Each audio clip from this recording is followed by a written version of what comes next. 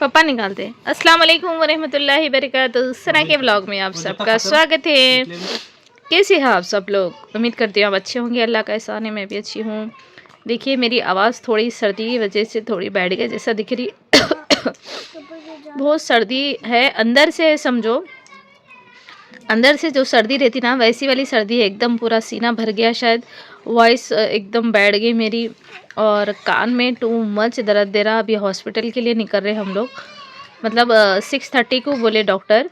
तो मैं अभी कॉल करी तो बोले कि 6:30 को आइए बोल के। तो अभी हम लोग 5:30 6 o'clock तक निकलेंगे। अभी तो 5 बज रहे। देखिए बच्चे यहाँ पे एंजॉय कर रहे। अभी जस्ट हमारे हस्बैंड आए, यहाँ पे जोमेटो का बैग रखे। बैग रख के पहले इमीडिएटली बच्चों को अनार छिलके दे रहे। आते आते ला लिए थे अनार। चलिए देखिए अभी शाम की चाय गर्मा गर्म बन के रेडी हो गई। अभी शाम के 6 बज रहे। बच्चों के लिए भी दूध गर्म कर ली मैं। अब उन लोगों को दूध डाल के दे देती हूँ। देखिए स्कूल से आने के बाद मैं सबसे पहले क्या करती हूँ बोले तो ये अपना जो किचन काउंटर है इसको साफ धो लेती हूँ मैं। देख सकते हैं आप लगा साफ कर ली मैं। चूल्हा भी पूरा साफ अच्छा कर ली। यहाँ पे इतने सारे बर्तन हैं। अब ये पूरे बर्तन धोना है मेरे को। अभी ट्यूशन क्लासेस चल रहे। ए do your work, all of you do your work, do your homework. Okay, dressing table पे बैठ के कर रहे हो। जब से ड्रेसिंग टेबल आया जब से नो ड्रेसिंग टेबल पे बैठ के पढ़ाई कर रहे। सलाम कर दो बेटा सबको। सलाम वालेकुम। चलो देखिए हमारे बेटी सलाम कर रहे सबको। तो आज डिनर में फ्राइड राइस बनाने वाली हूँ मैं। तो सबसे पहले फटाफट यहाँ पे चाय पी लेती हूँ। बच्चों को छुट्टी देने के बाद फ्राइड राइस बनाती हूँ। और बता नहीं सकती कान में इतनी तकलीफ हो रही है। चलिए देखिए अभी मैं निकल रही हूँ, ENT हॉस्पिटल जा रही हूँ मैं। ज़रूरी है, पेन बहुत हो रहा कान में और पूरा पस भर गया कान के अंदर। पूरा एकदम बहुत ज़्यादा टीचा मार रहा। मैं स्कूल में कैसा मैं कर रही हूँ वर्क मेरे को मालूम है, अल्लाह को मालूम है। बस इतना दर्द हो रहा मेरे को। अब वो दर्द क्या हो रहा है यहाँ तक आ जा रहा वो। अब कंपलसरी है, प्राइवेट हॉस्पिटल जा रही हूँ मैं टेम्परवरी। और 22 मंडे के दिन गवर्नमेंट हॉस्पिटल जाना है, कोठी के दवाखाने को। ENT स्पेशलिस्ट गवर्नमेंट दवाखाना है। अभी टेम्परवरी दर्द को कम करने के लिए 2-3 दिन है। मंडे बोले तो आज थर्सडे है, फ्राइडे सैटरडे संडे मंडे बोले तो ओवरऑल 3 डेज के बाद जाना है। जब तक बर्दाश्त नहीं हो रहा मेरे से, इसीलिए मैं टेम्परवरी के लिए जा रही हूँ प्राइवेट को। देखिए आयशा सलाम कर रहे सब आप लोगों को। चलिए फिर अभी निकलेंगे। देखिए हस्बैंड भी हमारे रेडी हो गए चलने के लिए। चलिए जाएंगे जी।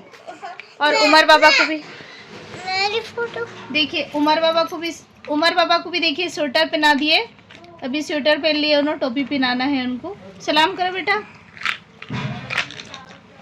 अभी क्या टाइम होता नहीं मालूम, 6:30 को वहाँ पे रहना डॉक्टर के पास। तो चलिए फिर अभी अपन जाएंगे। बस अल्लाह सबसे बड़ा रहमान है, अल्लाह रहम करे मेरे ऊपर। क्योंकि अभी 29 को ऑपरेशन डेट दिए। ऑपरेशन डेट का क्या है क्या नहीं कुछ भी समझ में नहीं आ रहा। चलो देखेंगे अब क्या करना है। स्कूल में 8 दिन की छुट्टी लेना पड़ता ऑपरेशन के लिए। 1.5 महीने का या 1 महीने का रेस्ट है। कुछ भी समझ में नहीं आ रहा मेरे को क्या करूँ। चलो अभी तो मैं जाती हूँ। टेम्परवरी अपना दर्द तो कम कर लेंगे, फिर देखेंगे क्या करना है। चलो देखो यहाँ पे हमारे बेटे रो रहे, टोपी नहीं पहनता मैं बोल के। वेदर बहुत ठंडा है और हवा चलती, गाड़ी चलाए तो पहनना पड़ता। बच्चे सुनते नहीं। हमारे हस्बैंड लॉक डाल रहे देखो। चलो अभी देखो यहाँ पे गली में ऐसा रहता शाम के टाइम, एकदम खाली खाली रहता।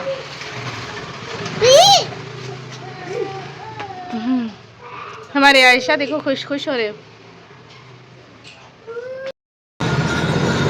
देखिए यहाँ पे हम लोग जा रहे हैं। यहाँ पे देखिए ऊँटा जा रहे हैं। देखो कौन कौन बैठे बचपन में ऊँटों पे, बोलो। अच्छा दिख रहा ऊँटों को देखे तो। हम लोग ऊँटों के नीचे से जाते थे। हम लोग ऊँटों के नीचे से चले आते थे। हम लोग ऐसा बचपन में बोलते थे, ऊँटों के नीचे से गए तो लंबे होते बोल के। लेकिन मैं तो लंबी नहीं हुई, छोटी छू मैं हाइट में। ऐसी कहावत थी, वो बोलते थे जाओ रे। घर में हमारे नानी लोग बोलते थे, अरे जाओ जाओ रे ऊँटा है देखो, ऊँटों के नीचे से जाओ, उनके जैसे लंबे होते बोलते थे। लेकिन ऐसा कुछ भी नहीं है, नहीं होते लंबे। अभी देखिए ऑन द वे में हूँ मैं, जा रही हूँ अभी। चलिए देखिए हॉस्पिटल में बता ली मैं, बता लेके निकल गए हॉस्पिटल से। अभी मम्मी के घर पे जा रही हूँ मैं। क्योंकि हमारे हस्बैंड को थोड़ा काम है, तो उन्होंने बोले मम्मी के घर पे छोड़ता हूँ आपको मैं बोल के। तो डिनर भी वहीं पे करूँगी मैं। देख सकते हैं आप लोग, मेरे हाथ में ही है देखो पेपर हॉस्पिटल का। वहाँ पे मैं शूट क्यों नहीं कर सकी, इंशाल्लाह मैं आप लोगों को बोलती हूँ। चलिए देखिए, मम्मा के घर आ गए मैं हॉस्पिटल से। बहुत ज़्यादा चक्कर आ रही। या देखिए मम्मा चूल्हे में कुछ कर रहे, पका रहे। मेरे मम्मा का भी 2 रूम है समझो, फिर इसमें चूल्हा है, किचन भी रूम के अंदर ही है। तलावा गोश्त अभी तले जा रहा, मटन फ्राई में बोली थी मम्मा आलू बोल के। अच्छा, अब क्या बना रहे मम्मा? गोश्त बना रहे, तली को गोश्त बना रहे, तली वाला गोश्त। हैदराबादी तलावा कड़क गोश्त। देखिए बच्चे खेले रहे। उमर स्वेटर मत उतारो बेटा, रहने दो स्वेटर। देखिए माशाल्लाह हमारे मम्मा का घर बहुत नीट साफ सुथरा रहता, क्योंकि बच्चे नहीं है इनके पास, और ऊपर से रूम क्या है 2 रूमा है बोल के अच्छा रहता इनका, नीट रहता घर हमारे पास। और मेरे को कंजक्शंस बहुत रहता ना। देखिए ये और एक रूम है मम्मा का, बाहर का रूम है, दीवान खाने के जैसा समझ सकते हैं आप लोग। देखिए टीवी है लेकिन देखते नहीं घर में, क्योंकि कनेक्शन भी नहीं है और टीवी देखने की आदत नहीं है हमारे घर में। और देखिए यहाँ पे हमारे हस्बैंड बैठ गए। मैं वहाँ हॉस्पिटल में जाने के बाद मैं कुछ भी शूट नहीं कर सकी, इवन मैं हॉस्पिटल भी नहीं दिखाई आप लोगों को। कई को बोले तो वहाँ पे अंदर गए में, पब्लिक भी थी अल्हम्दुलिल्लाह। अंदर जाने के बाद क्या हुआ, मेरा विज़िट हुआ, उसके बाद क्लीनिंग करे, मतलब वो मॉनिटर जो स्क्रीन में पहले तो मेरा कान दिखाए, बहुत ज़्यादा फंगस भरे हुआ था, पूरा भरे हुआ था कान, एकदम काला काला फंगस भर गया था। तो वही बोले डॉक्टर इसको पूरा क्लीन करना पड़ता बोल के। तो ज़्यादा था तो क्लीनिंग के लिए भी टाइम लगा। तो मतलब कि वो जो क्लीनिंग कर रहे थे उन्होंने, उसके बाद मेरे को जैसी चक्कर आ रही थी ना क्लीनिंग करने के टाइम, इतना घुमा रहा था पूरा ऐसा हॉस्पिटल।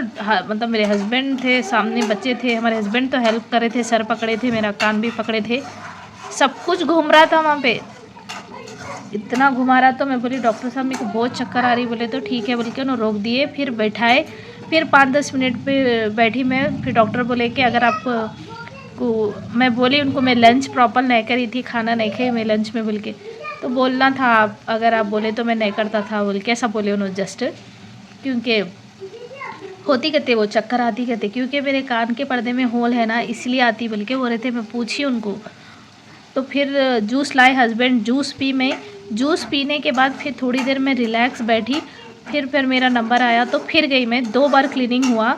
आफ्टर ऑल क्लीनिंग होने के बाद फिर मेरे कान में कुछ लगा है ना दवा, क्या बोलते हैं उसको, ऑन्टीमेंट। फिर मेरे कान में एक दवा लगा है, ड्रॉप नको डालो बोले ड्रॉप नको डालो, ड्रॉप डाले तो वो और भी हो रहा आपको। तो मेरे को क्या करे मालूम, क्रीम लगाए, क्रीम लगा के अच्छा 2-3 बार क्रीम, अच्छा ऑन्टीमेंट क्रीम लगा के भर दिए पूरा कान में, उसके बाद रुई लगा दिए। अभी देखिए पेन है लेकिन मेरे को एकदम मतलब सुना ही नहीं दे रहा था, पूरा भरा भरा भर भर ऐसा जो हवाओं में ऐसा लग रहा था। लेकिन अब क्लीनिंग के बाद थोड़ा अच्छा दिख रहा, मगर पेन हो रहा, क्योंकि वो अभी एकदम कच्चा है ना, अभी वो प्री क्लीनिंग हुई।